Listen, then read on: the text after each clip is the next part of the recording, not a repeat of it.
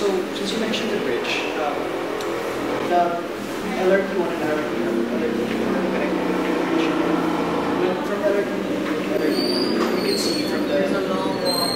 It's a long walk. It's a grand long walk. So, yeah. And separation of classes is really prevalent. Yeah. Because on your right side, you see illegal settlers, like houses built on top of each other. I found it funny that there were ads along the bridge that was vodka.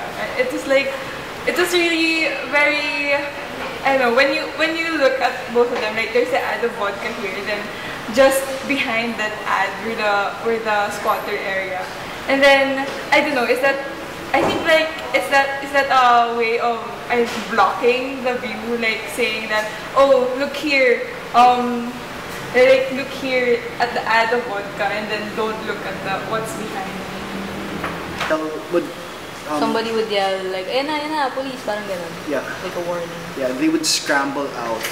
But what I found most interesting about that is, even though they did scramble, the police didn't really immediately come, if ever they did pass by the area.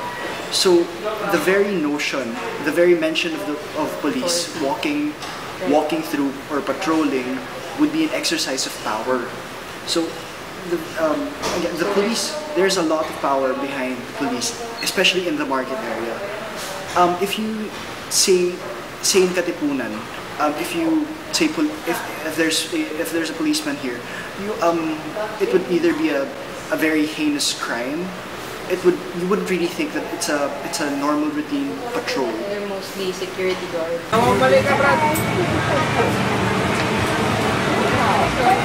It's 150 price. Meron mas cheaper.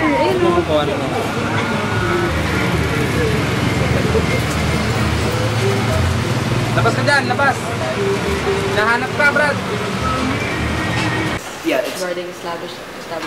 Yeah, the closest thing to an authority here in Katipunan would be, again, like you said, the security guards guarding the stores. In Quiapo, the only security guards you would see would be in banks or buildings, and that would be like only like 1 or 2 per building. But here, it's like 1 security guard per store. Why do you think that is? Why do you think there are more guards here guarding a nail spa versus, you know, a truck of food? Yeah, a jewelry store. Like in Chinatown, it was everywhere. Like the gold watches, the gold everything, and there weren't any guards around. But here, it's like a salon has a security guard. Why do you think that is?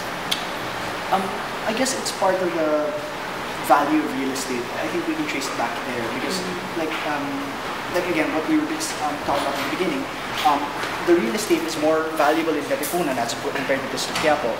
So, I guess you can say that the services or the goods here in Katipunan can be said as more valuable as compared to the goods in Quiapo or the services there.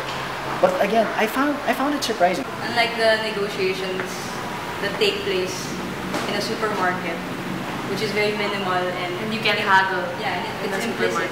Yeah, compared to the negotiation in Quiapo market, it's so explicit, and you have to. I don't know. The trust is there. It's more intimate, I guess. And it's face to face. Yeah, between the buyer and the seller.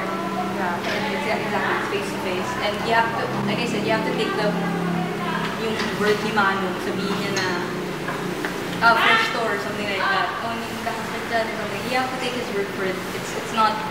It doesn't have a stamp on it. It doesn't have it's not packaged that way, and you know what else. From that, I'd like to mention that when we were in Quiapo, I bought something, and this is in the footage. And I was haggling with the guy.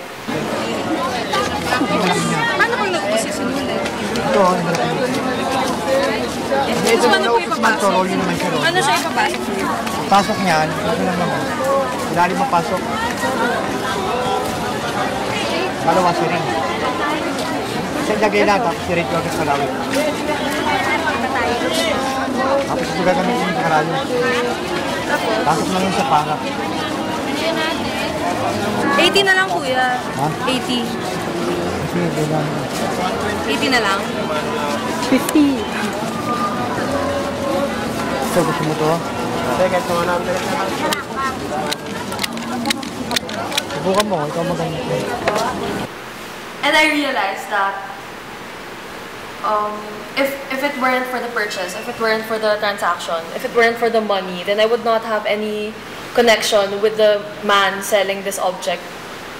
So it confirms the notion that the purpose of money is to create connections. Right.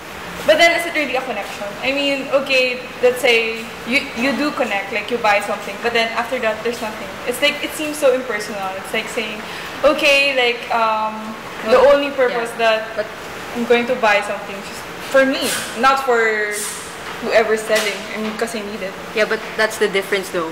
Like, in a negotiation in Quiapo, you can become a suke to the buyer. I mean, compared to Katipunan, like you said, you buy it, it's yours, and then what? But then in an explicit transaction in Quiapo, where you're face to face, and you take what the vendor says, like, and you trust him that it's true, you kind of form a connection with that buyer, and it becomes, you know, kind of a relationship. The seller. Yeah, the buyer and the seller tend to have this relationship, and it's built on trust, I guess. So going back to money, so as money being the means, isn't that just the means of connecting trust? Does it mean that money equates to trust?